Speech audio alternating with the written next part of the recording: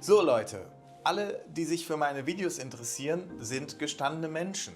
Du würdest also immer etwas sagen, wenn dir jemand blöd kommt, wenn sich jemand im Ton vergreift. Wie redest du denn mit mir, würdest du sagen? No me hables así, cojones. Aber wie redest du mit dir? Bist du oft sehr selbstkritisch, wenn etwas mal nicht läuft? Bist du in der Regel strenger und härter zu dir selbst als zu guten Freunden in einer ähnlichen Situation? Glaubst du bisweilen, dass andere Menschen ihr Leben besser im Griff haben? Dass sie besser mit Problemen umgehen als du? Ist das so? Findest du das normal? Ja, das ist wohl normal für viele Menschen, die getrieben sind von Leistung, von Perfektion. Menschen, die was wollen vom Leben. Ich kenne das. Aber ich zeige dir in dieser Serie, wie du glücklich wirst im Leben. Glücklich und erfolgreich. Du musst unbedingt dranbleiben und ich drösel das für dich auf. Denn ich habe das alles hinter mir. Ja, ich werde in meinem Beruf am Erfolg gemessen. Ich bin Unternehmensberater. Ich arbeite mit den Großen, mit Mercedes-Benz, mit der Telekom, mit Unilever. Ich war in China, ich weiß also was von Leistung. Und ich weiß auch, wie man seine Kräfte zusammenhält, wie man wach und klar bleibt. Und das völlig ohne Drogen. Ich bin dafür regelrecht high vor Glück und Erfüllung. Schaut mal, das hier ist mein Homeoffice. Ich gehe raus über die Straße und kann schwimmen gehen, wann ich will. Und lass mich nicht anfangen, von der Frau an meiner Seite zu reden und den tollen Menschen in meinem Leben. Ja, ich habe Freunde verloren, die es nicht ertragen konnten, wie glücklich ich bin. Passiert. Wie bin ich dahin gekommen? Indem ich angefangen habe, konsequent Dinge anzuwenden, die man überall lesen kann.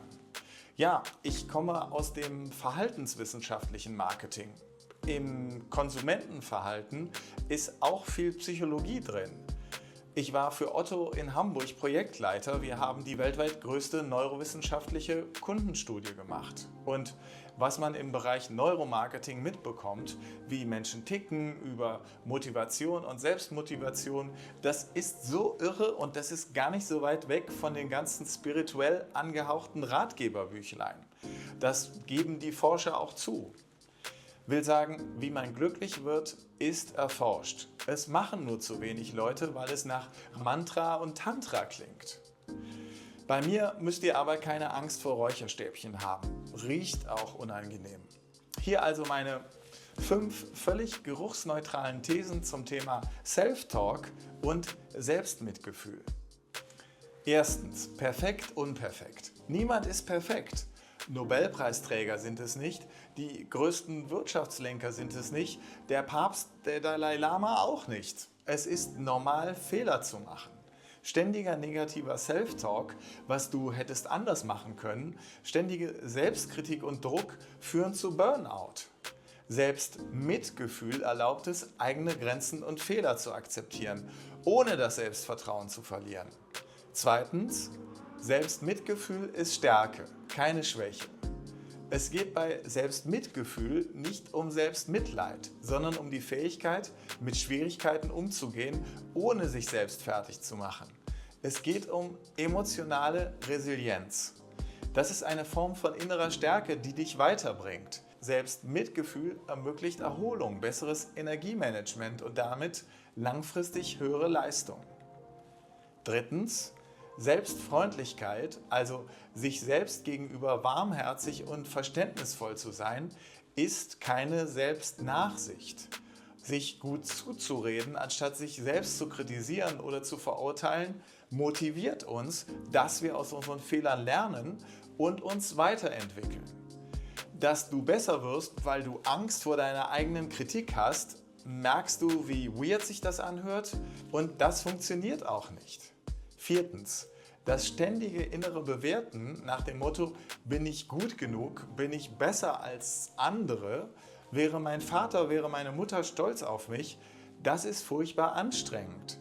Der auf diese Weise erlangte vorgebliche Selbstwert kommt mit Nebenwirkungen. Wer sich mit anderen vergleicht, wer sich anderen gegenüber überlegen fühlen will, öffnet die Tür zu übersteigerter Selbstzentriertheit, zu Narzissmus und Mobbing. Dinge, die man dann tut, um sich überlegen zu fühlen. Dieses bedingte Selbstwertgefühl ist aber alles andere als stabil. Es ist abhängig von einer Bestätigung von außen. Wenn mal etwas nicht klappt oder wir sonst wie kritisiert werden, bricht dieser falsche Selbstwert schnell zusammen. Und wie fühlen wir uns dann? Ziemlich wertlos, würde ich sagen. Und der Kampf beginnt von neuem. 5. Selbstmitgefühl ist keine Bewertung, kein Assessment des Selbstwerts, sondern eine Art, sich selbst zu behandeln, insbesondere in schwierigen Zeiten. Es basiert laut Kristin Neff auf 3 Säulen. Zum einen, sich selbst mit Wärme und Verständnis zu begegnen, statt mit Kritik. Dann zu erkennen, dass Fehler und Unvollkommenheit Teil der menschlichen Erfahrung sind, die uns alle verbinden. Und dann nicht zuletzt, dass wir frustrierende Gefühle und Gedanken ruhig bewusst erleben dürfen, aber ohne uns völlig darin zu verlieren, aber auch nicht, indem wir sie komplett unterdrücken. Versteht ihr, was ich meine? Ich meine, jeder, der nicht ganz in den 90ern stecken geblieben ist, sollte so viel über Motivation wissen, dass man Mitarbeiter fördern und fordern muss, aber nicht ständig an ihnen rummeckert. Jeder sollte selbst die Erfahrung gemacht haben, dass man mit ständiger Kritik die beste Beziehung kaputt bekommen kann. Stimmt's? Oder habe ich recht? Oder habe ich recht? Habe ich recht? Habe ich recht? Habe ich recht? Warum zum Teufelchen machst du das dann mit dir selbst und wunderst dich, dass du mit den Jahren immer verbitterter, immer unglücklicher wirst? Ja, am Ende merkst du das noch nicht mal, sondern hängst in deinem Trott der Selbstkritik, der Selbstbestrafung so fest, dass alle anderen schuld sind und du aber machst und tust und es ist immer noch nicht genug.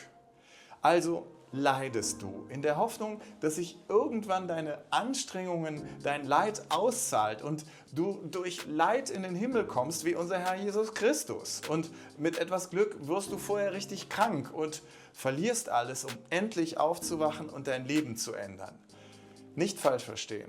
Jesus war ein großer Mann, aber seine Lehre wird heute so verquast gepredigt, dass wir uns alle schön als arme kleine Sünderlein fühlen, was natürlich extrem kontraproduktiv ist für ein glückliches, erfolgreiches Leben.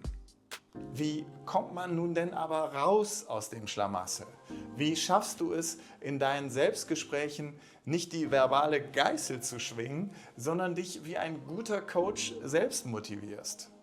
Entscheide, willst du Resilienz oder Burnout? Wenn du etwas ändern willst, habe ich hier 5 konkrete Schritte, die du sofort umsetzen kannst. Erstens, erkenne deinen inneren Kritiker. Werde dir erstmal bewusst, wie du mit dir sprichst. Achte im Alltag auf Situationen, in denen du dich kritisierst. Nimm einfach nur wahr.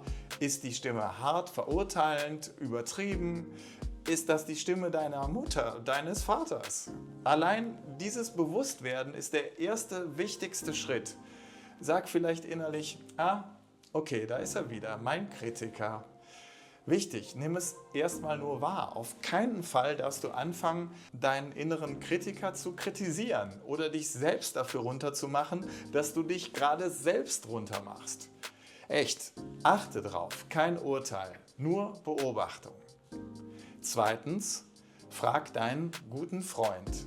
Wenn du dich bei Selbstkritik ertappst, halte kurz inne und frag dich, was würde ich jetzt einem wirklich guten Freund raten, der in genau meiner Situation steckt und sich so fühlt? Wie würde ich mit ihm sprechen? Und dann versuch genau diese Worte, diesen Tonfall auf dich selbst anzuwenden. Formuliere den kritischen Gedanken bewusst in einen unterstützenden um. Wenn du also eine vorwurfsvolle Stimme hörst, schon wieder passiert dieselbe dumme Sache. Rede nicht dagegen an, argumentiere nicht, sondern ergänze nur. Und dumme Sachen passieren eben im Leben. Das ist völlig normal. Und jedes Mal habe ich trotz dieser dummen Sachen einen Weg gefunden. Und also werde ich auch diesmal einen Weg finden, Muchacho. Drittens, in größeren Dimensionen denken. Nimm mal die Perspektive von dir weg. Denke breiter an all die Menschen in deiner Familie, in deiner Straße, in deiner Stadt. Du bist nicht allein mit deinen Kämpfen. Wir alle erleben solche Unsicherheiten, auch wenn die allerwenigsten ihre täglichen Schwierigkeiten zeigen. Mach es dir bewusst und du kannst dich nicht länger als isolierter Einzelkämpfer empfinden, der es allein mit der Welt aufnehmen muss. Sag dir Sätze wie: Das ist menschlich, das gehört zum Wachstumsprozess dazu. Andere erfolgreiche Leute haben ähnliche Kämpfe. Oder: Gut, sowas passiert den Besten von uns. Viertens, Big One: Perfektionismus ablegen. Dein eigener Anspruch, immer kompetent, erfolgreich und kontrolliert zu sein, ist völlig überzogen und völlig unrealistisch. Ja, akzeptiere, dass nicht immer alles glatt gehen kann. Fehler und Rückschläge sind Teil des Lebens. Dadurch lernen wir. Ich sage in meinen Mandaten und Projekten immer, dass es völlig in Ordnung ist, nach Exzellenz zu streben, also das Beste aus dem zu machen, was uns zur Verfügung steht, aber dass Perfektion ein Ziel ist, das nie erreicht werden kann.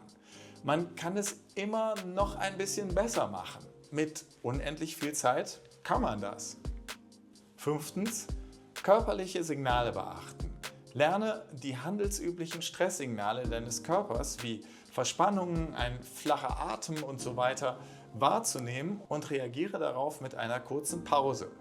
Steh auf, mach ein paar Dehnungen oder Atemübungen, anstatt die Stresssignale zu ignorieren. Ich sage immer, wer keine Zeit hat, eine Pause zu machen, der braucht eine. Ich habe es gut, ich gehe einfach auf die Straße und kann komplett abschalten. Ich bin tatsächlich dann in einer anderen Welt. Und wenn du einen solchen Moment spürst, nimm dir nur eine kurze Minute, halte inne. Beobachte dich mit dem Gemüt deines guten Freundes. Frage dich, was geht gerade in mir vor? Welche Gedanken habe ich gerade? Was für ein Gefühl ist das? Nicht werten, nur wahrnehmen. Dann kommt der Soothing-Teil. Deine Aufgabe als guter Freund ist dann nämlich, dich zu beruhigen und zu unterstützen. Atme ein paar Mal tief durch. Sag dir vielleicht einen kurzen, freundlichen Satz wie: Das ist gerade echt schwierig und ich gebe mein Bestes. Oder: Ich bin da für mich, ich achte auf mich. Ich sammle kurz meine Kraft, dann geht es weiter. So, was meinst du? Kannst du das mal eine Woche so versuchen? Auch wenn ein Teil von dir immer noch glaubt, du brauchst die harte Selbstkritik als Antrieb, denn das ist Quatschi. Das macht dich fertig und geht auf lange Sicht nicht gut. Wenn du dein Selbstmitgefühl an die Stelle der Selbstkritik stellst, wenn du deinen Self-Talk von negativ auf positiv umstellst, förderst du eine viel stärkere, nachhaltige Kraft. So wirst du dich und das, was du tust, nach vorne bringen, weil du an das glaubst, was du tust und wie du es tust und nicht, weil du Angst vor der inneren Bestrafung hast. Du willst doch genug Kraft für den Marathon, nicht nur für einen Sprint. Und vielleicht noch einen und noch einen. Du willst nicht irgendwann seelisch und körperlich zusammenbrechen. Oder willst du das? So Leute, das hier war schon Nummer 8 von insgesamt 12 Denkweisen. Den Rest siehst du nach und nach, wenn du meinen Kanal abonnierst und auf die Glocke klickst. Lass mir auch unbedingt ein Like da und vielleicht hast du in den Kommentaren etwas zu sagen. Damit hilfst du, dass sich meine Videos weiter verbreiten. Und wenn du noch mehr gute Gedanken gebrauchen kannst, schau in die Videobeschreibung, wie du meinen Newsletter bekommen kannst. Denn ich begleite dich auf deinem Weg, wenn du willst. Und denk daran, du bist es dir schuldig, alles dafür zu tun, um glücklich zu werden und es zu bleiben. Auch wenn das heißt, dass du dich darauf trainieren musst, anders mit dir zu reden. Ich habe das gemacht und das kannst du auch. Denn Erfolg ist keine Glückssache. Du hast es in der Hand.